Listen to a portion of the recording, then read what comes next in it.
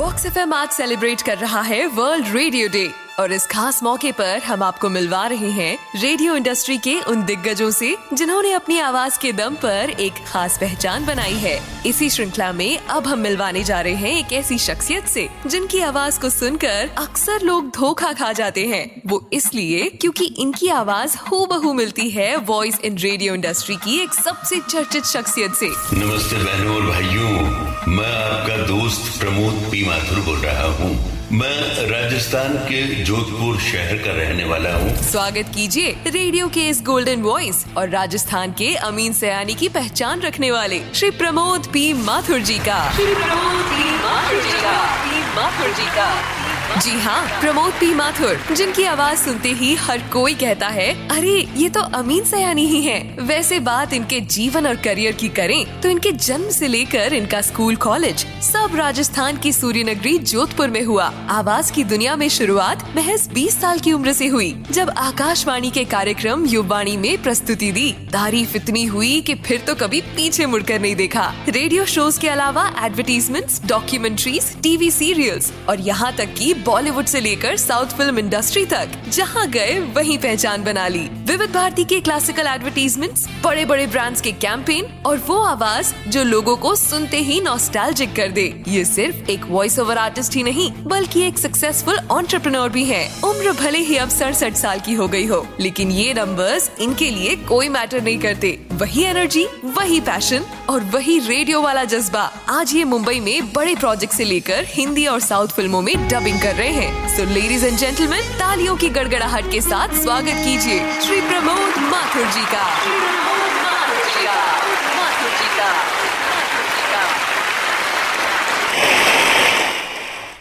स्वागत स्वागत स्वागत प्रमोद पी माथुर जी, बहुत बहुत स्वागत है आपका। कैसे हैं सर आप? मैं बहुत बढ़िया हूँ भाई। आज आपके साथ मुलाकात हो रही है और बहुत से श्रोता जो हैं आपके साथ मुझे भी सुन रहे हैं।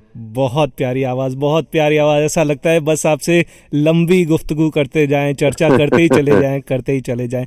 फिलहाल कैसी चल रही है जिंदगी, कैसी लाइफ चल रही है, कहाँ हैं, कैसा? मैं अच्छी चल रही है जिंदगी और लगातार इसी फील्ड से जुड़ा हुआ हूँ, आवाज की दुनिया से। और जब भी मौका, जब भी काम आता है तो करता हूँ और बड़े शौक से करता हूँ।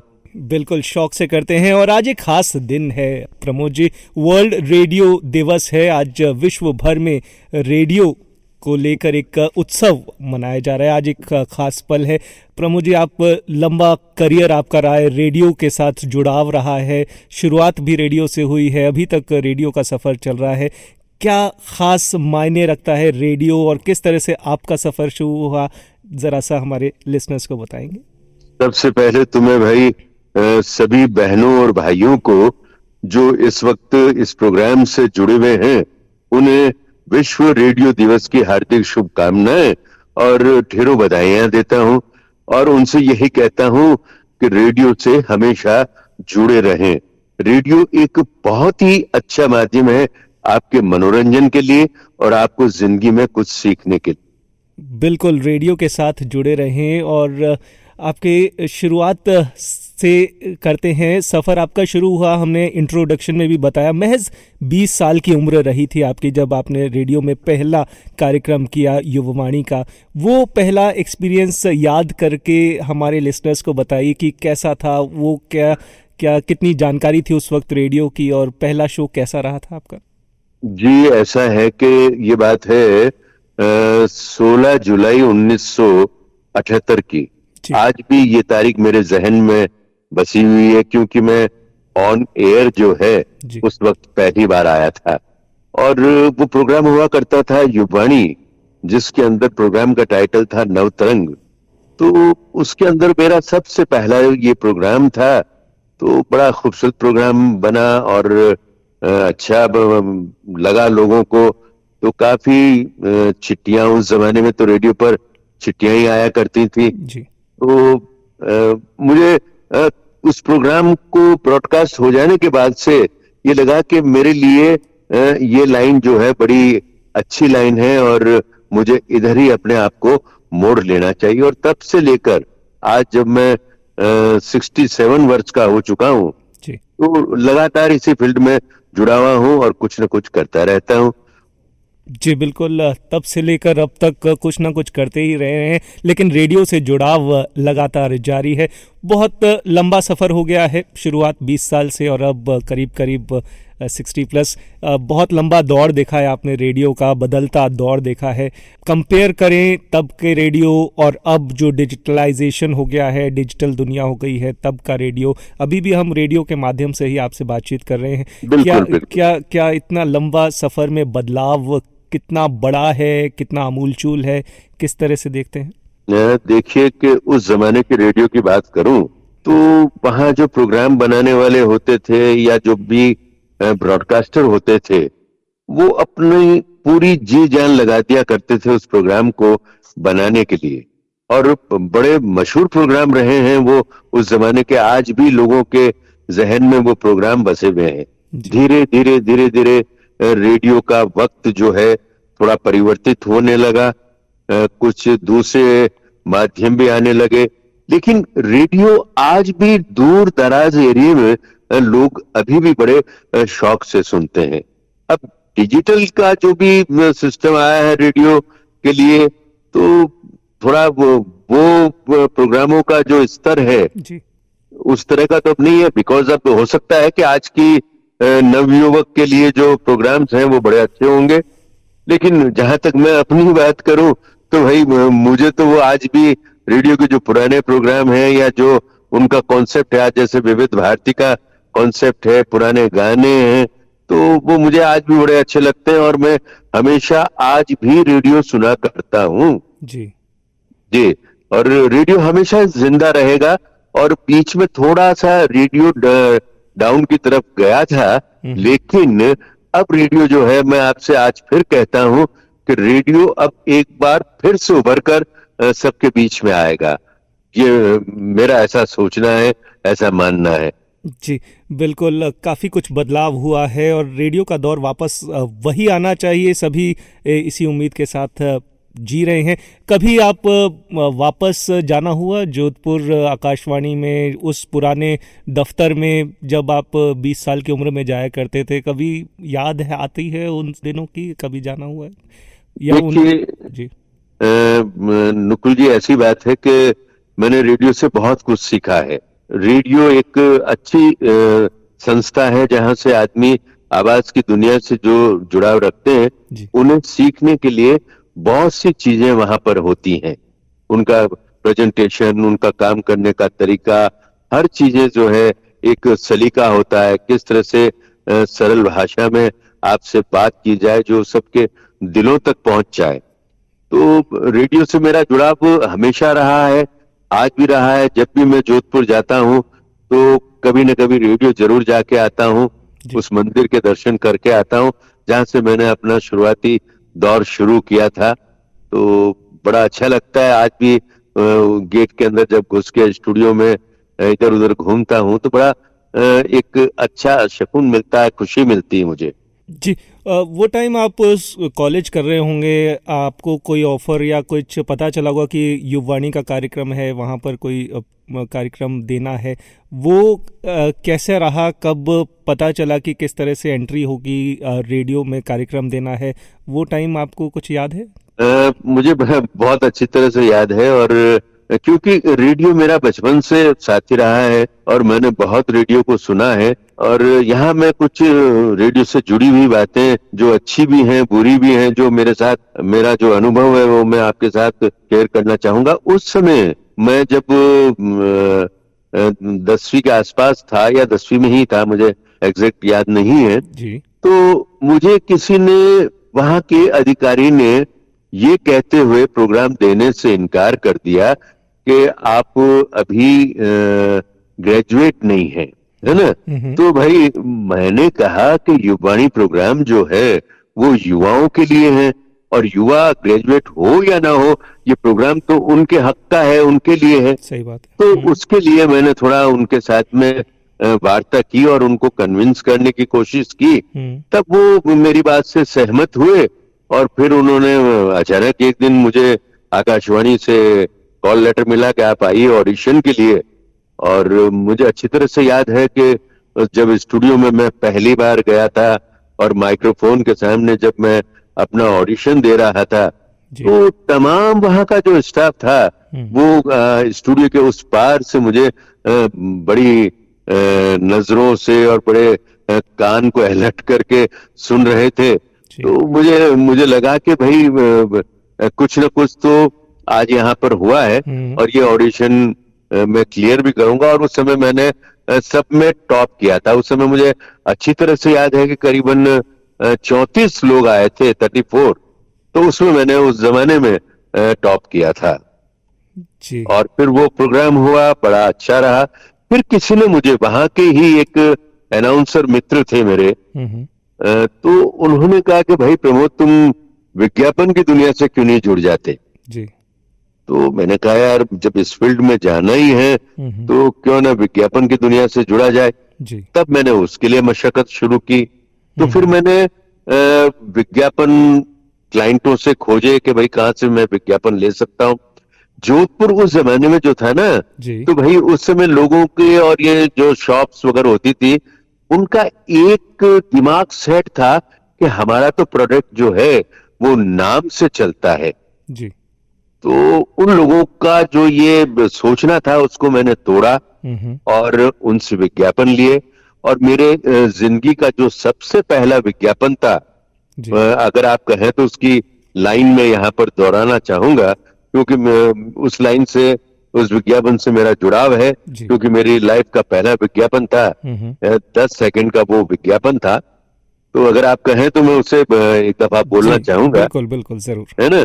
तो वो एक पान मसाले का विज्ञापन था, तो उसकी लाइन लिखता मैं ही था अपने विज्ञापन, है ना जी। तो मैं पहले उस विज्ञापन को बोल के आपको सुनाता हूँ जी। स्वाद और खुशबू का अनोखा संगम, ताजमहल पान मसाला, एक बार खाएं बार बार मांगे, ताजमहल पान मसाला। जब ये रेडियो, क्या बात है, क्या बात है, बहुत ही बढ़िया। और जब ये रेडियो से ब्रॉडकास्ट हुआ तो भाई मुझे भी अपना बड़ा शौक लगा था कि लोगों से कहूं कि मैं अब रेडियो पर विज्ञापन करता हूं। तो लोगों ने सुनकर मुझसे ये कहा कि ये आवाज तो आपकी नहीं है, ये आवाज तो अमीन सयानी साहब की है। अरे मैंने कहा भाई अमीन साहब की आवाज तो ये नहीं है, बोला तो मैंने ही है। अब ईश्वर ने अगर उनसे मेरा कहीं कनेक्शन जोड़ दिया है आवाज से, तो ये तो मेरे लिए बड़ी खुशकिस्मती है अपनी कि मुझे वैसा ही आवाज मिला है जी, है ना। वैसी आवाज मिली है तो फिर मैंने और 2-4 विज्ञापन किए तो उसमें ही चीज वही आई। तो तब से मुझे लगा कि नहीं, मेरे लिए ये फील्ड बड़ा अच्छा है। और मैंने विज्ञापन, फिर जोधपुर में मैंने खूब विज्ञापन बनाए, कई शोरूम के, कई दुकानों के, कई प्रोडक्ट के। और दिवाली आते आते एक तो ऐसा होता था कि 100 विज्ञापन रोज के मेरे चलते थे। मतलब रेवेन्यू का स्तर जो ऑल इंडिया रेडियो का था वो मैंने एकदम बढ़ा दिया। और उस समय मैंने अपनी एडवर्टाइजिंग एजेंसी भी ले ली। क्या बात है, थ्रू इंडिया के लिए। बहुत खूब, बहुत खूब। और आपने अमीन सयानी जी का जिक्र किया, राजस्थान के अमीन सयानी की पहचान भी आप रखते हैं। कभी ऐसा अनुभव हुआ या कभी मुलाकात हुई अमीन सयानी जी से, आमना सामना हुआ? और क्या अमीन सयानी जी को पता है कि मेरी आवाज़ जैसा एक प्रमोद जी भी हैं वहाँ पर राजस्थान के जोधपुर में? कभी ऐसी बात हुई? अमीन साहब के यहाँ मेरा बम्बई में जाना अक्सर होता था जी। अक्सर से मतलब साल में 1 या 2 दफा। लेकिन उस समय उनको मैंने कभी ये नहीं बताया कि मैं भी इस फील्ड से जुड़ चुका हूँ। लेकिन बाद में उनसे जब मैंने पहली बार फोन पे बात की, वो 21 दिसंबर का दिन था और उनका जन्मदिन हुआ करता है। तो जब उन्होंने मेरी आवाज को सुना तो उन्होंने कहा कि भाई प्रमोद, मुझे ये समझ नहीं आ रहा है कि आवाज जो है वो इधर से आ रही है या उधर से आ रही है, तुमने मेरा चोगा क्यों पहन लिया? तो मैंने कहा साहब, क्या बात है, क्या बात है। तो मैंने कहा साहब, मैंने आपका चोगा नहीं पहना है, ये तो उस खुदा की देन है, उसका आशीर्वाद है कि आप जैसे गुणी और ब्रॉडकास्टर्स के साथ मेरी आवाज का कुछ जुड़ाव लोगों को लगता है और आपको भी लग रहा है, तो ये मेरे लिए बड़ी खुशी की बात है। और जब आप मेरे जहन में उतर ही चुके हैं तो साहब मैं अब आपको बाहर तो नहीं निकालूंगा और मैं इसी में अपनी जिंदगी को जो है वो आगे बढ़ाता रहूंगा, अपनी ब्रॉडकास्टिंग की जो लाइफ है मेरी उसमें। तो वो बड़े खुश हुए और उन्होंने उस जमाने में मुझे कॉम्प्लीमेंट भी दिया कि प्रमोद मैं तुमसे कहूं, ये एक उनका बड़कपन था। और वो हर आर्टिस्ट के साथ में यही कहते थे कि भाई तुम्हारी आवाज जो है मुझसे अच्छी है। तो मेरे लिए वो बहुत अच्छा कॉम्प्लीमेंट था ये। तो मैं बड़ा खुश हुआ और उसके बाद में मैं अक्सर हर साल उनसे बात करता रहता था।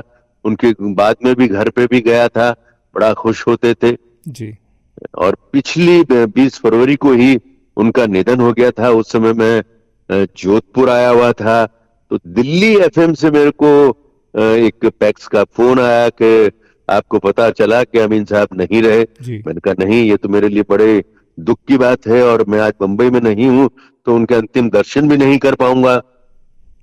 तो उन्होंने भी मुझसे यही कहा कि पूरे हिंदुस्तान में, मतलब ये शब्द मैं उन्हीं के दोहरा रहा हूं कि पूरे हिंदुस्तान में आपकी आवाज जो है अमीन साहब के सबसे नजदीक है, तो हम आपसे कुछ बाइट लेंगे, उनके बारे में आप कुछ कहेंगे तो हम थोड़ी देर में आपको कॉल करते हैं। और मैंने बड़े दुख भरी आवाज और रोते रोते हुए वो मैंने इंटरव्यू दिया, क्योंकि मेरे लिए तो वो भगवान है। जी बिल्कुल। और आज भी मैं वो उतनी ही श्रद्धा रखता हूं उनके लिए, और आज भी उनकी आवाज अगर मुझे कहीं सुनाई देती है तो मेरे कदम जो हैं वहीं रुक जाते हैं उनको सुनने के लिए। जी वाकई में बहुत से वॉइस ओवर आर्टिस्ट के आइडल हैं और आपके लिए तो भगवान, वाकई में भगवान हैं, और काश वो आज भी होते। खैर सबको आना है जाना है। बहरहाल ये तो बात तो बहुत लंबी हो गई। वाकई में अमीन सयानी जी को श्रद्धांजलि है बॉक्स एफएम की तरफ से। हम हर बार जब भी वर्ल्ड रेडियो डे आता है तब याद करते हैं उनको। लेकिन अब आपके करियर के बारे में फिर से बात करते हैं। आपने रेडियो पर काम किया, आपने फिर शिफ्ट हुए, थोड़ा सा एडवर्टाइजिंग की बातें की, वहाँ पर अपनी आवाज़ दी, डॉक्यूमेंट्रीज में अपनी आवाज़ दी, अब फिल्मों में आप आवाज़ दे रहे हैं, हिंदी के बॉलीवुड फिल्मों में, साउथ की डब दे रहे हैं मूवीज़ में। इतनी अलग अलग फील्ड्स, अलग अलग विधाओं में काम कर रहे हैं। आपको सबसे मुफीद, सबसे अच्छा कहाँ पर लगता है? कौन सा क्षेत्र अच्छा लगता है? क्या फिल्मों में डब का अच्छा लगता है, या रेडियो शोज़, या डॉक्यूमेंट्री, या एडवर्टाइजमेंट? देखिए सब अलग अलग टेक्निक्स हैं जी। जो विज्ञापन करते हैं तो उसका लहजा जो होता है वो एक प्रोडक्ट को बेचने वाला होता है, तो उसको उस तरीके से हम करते हैं। और बिकॉज ऑल इंडिया रेडियो से मेरा जुड़ाव रहा तो मैं यहाँ पर एज ए ड्रामा आर्टिस्ट भी अप्रूव था, तो मैंने कई हवा महल झलकियां यहाँ पर की थी जो आज भी हवा महल में बजा करती हैं। तो वो ड्रामा आर्टिस्ट होने की वजह से मैं आज डबिंग में हर तरह के कैरेक्टर कर पाता हूं जी। नहीं तो क्या मैं सिर्फ यही लगता था कि मैं सिर्फ विज्ञापन बोल सकता हूं। तो मुझे बड़ा अच्छा लगता है, आवाज की दुनिया से जुड़ा हुआ कोई भी काम हो मुझे बड़ा अच्छा लगता है और मुझे बड़ी शांति मिलती है कि मैंने ये काम आज किया। तो मैंने कई फिल्मों में, साउथ की फिल्मों में डबिंग किया है, कई कैरेक्टर निभाए हैं और आज भी निभा ही रहा हूं और बड़ा अच्छा लगता है आवाज की दुनिया से जुड़ा हुआ रहना का। मैं 2019 में मुंबई आ गया था जी। तो अपने रिटायरमेंट के बाद, क्यों मैं पहले सरकारी नौकरी में था जी, तो वहां से जब मुझे फुर्सत मिली, मतलब रिटायरमेंट होने के बाद, तो मैं मुंबई में शिफ्ट हो गया। तब से लेकर आज तक वहीं काम कर रहा हूं और बड़ा अच्छा लगता है भाई काम करना। और जब तक ये सांसें चल रही हैं तो काम करना ही है और करते रहेंगे। बिल्कुल बिल्कुल, बहुत ही बढ़िया, बहुत बढ़िया। और आज वर्ल्ड रेडियो डे है। रेडियो के पुराने दिनों की भी बात कर रहे हैं, साथ ही चिंता सताती है रेडियो के भविष्य की। काफ़ी कुछ बातें होती है रेडियो के भविष्य को लेकर, कोई पॉजिटिव सोचता है, कोई नेगेटिव सोचता है। आप क्या सोचते हैं प्रमोद जी रेडियो के भविष्य को लेकर? मैं उन्हीं लाइनों को फिर से दोहराऊंगा कि रेडियो का वक्त अब एक दफा फिर से लौटेगा। जी। रेडियो का जो मतलब ऑल इंडिया रेडियो का जो स्तर रहा, रेडियो तो सभी तरह के हैं, डिजिटल भी हो गए, वो भी हो गए, सब अपनी अपनी जगह अच्छा काम कर रहे हैं और हर एक श्रोता तक उनकी आवाज पहुंच रही है, उनके प्रोग्राम पहुंच रहे हैं। और जो ऑल इंडिया रेडियो का जो एक स्टैंडर्ड था वो आज भी उतना ही अच्छा है और आगे तक जाएगा और रेडियो का दौर फिर से शुरू होगा। एक जमाने में तो भाई 8 बजते ही रेडियो न्यूज से ही सब चीजें पता चलती थी। जी उस समय अखबार पढ़ना और वो करना इतना नहीं था, बिल्कुल लेकिन रेडियो के 8 बजे की न्यूज, मतलब 8 बजे और रात के 8:45 वाली न्यूज जी और 9:15 का हवा महल, ये जी तो हर आदमी के साथ में जुड़ा रहा है। बिल्कुल ठीक बिल्कुल है, आज उतने प्रोग्रामों से लोगों के पास में समय नहीं है। एक जमाना आया जब टीवी ने बहुत ज्यादा जोर पकड़ लिया था। अब टीवी भी जो है वो थोड़ा पीछे की तरफ हट रहा है, क्योंकि वो मोबाइल पे आ गया। तो सब चीजें अब उसमें आ गई। जब अब ये तो टेक्निक जैसे जैसे आगे पीछे होती रहेंगी, कुछ तो कुछ तो होगा, लेकिन रेडियो का भविष्य आज भी अच्छा है। रेडियो रेडियो है, इसमें कोई दो राय नहीं है। जी बिल्कुल, रेडियो का भविष्य बहुत सुनहरा है, ये अच्छी बात है। और बॉक्स एफएम का भी यही मकसद है, पूरे विश्व भर में रेडियो की सार्थकता और रेडियो को लेकर आगे बढ़ा जाए। बहरहाल बात हो रही है आपके करियर की, आपके रेडियो से जुड़ाव की, रेडियो दिवस भी है। कोई ऐसा किस्सा जो यादगार है, कोई मज़ेदार किस्सा भी हो सकता है, या कोई ऐसा कुछ अटपटा सा किस्सा आपके साथ हुआ अपने लंबी रेडियो जर्नी के दौरान, कोई साझा करना चाहेंगे?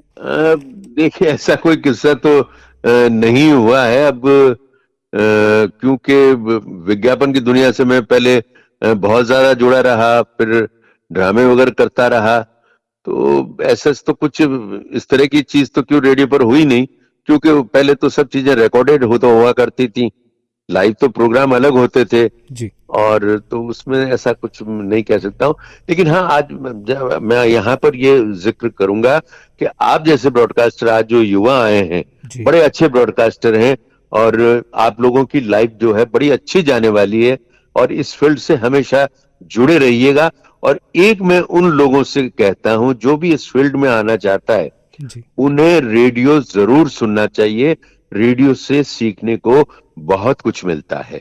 जी बिल्कुल, रेडियो से सीखने को बहुत कुछ मिलता है, रेडियो का बहुत सुनहरा भविष्य है। इच्छा तो थी सर आपसे बहुत लंबी चौड़ी बात करते, बहुत देर जी, तक बात करते, बहुत से सवालात थे, लेकिन वक्त है जो हमें कह रहा है कि आज अभी इतना ही रखते हैं। आपसे फिर कभी हम कनेक्ट करेंगे और लंबी बातें करेंगे। आपने कीमती वक्त निकाला, प्रमोद पी माथुर जी, बहुत बहुत शुक्रिया आपका हमारे साथ आपका भी बहुत बहुत शुक्रिया कि आपने मुझे इस काबिल समझा कि मैं आपके एफएम पर इंटरव्यू दे पाऊं।